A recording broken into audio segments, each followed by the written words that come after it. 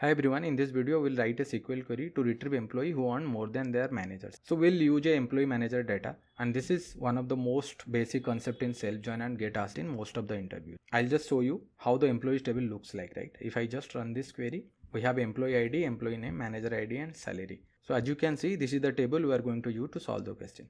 So to start with, I'll just comment this out. We'll take the employees table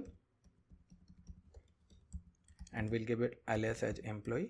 We'll use the same table, so join employees, and now we'll give alias as manager and we'll join on employee dot manager ID, and we'll join the first table, that is employees manager ID, with the second table, that is man on ID.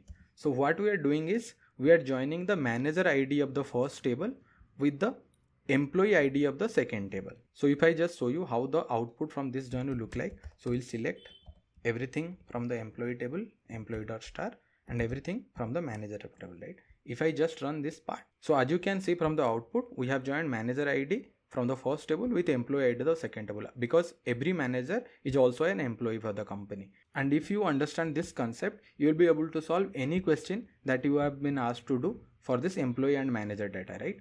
So as you can see in this output, we have salary in the first table and we have salary in the second table. So the salary in the first part shows the employee salary and salary in the second part shows the manager salary. Now to get the output of the question, we'll use a where function where employee dot salary, which is nothing but employee salary, is greater than manager dot salary, right?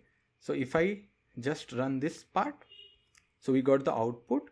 So these are the employees whose salary is greater than manager salary. As you can see, for example, Emma employee salary is 95,000.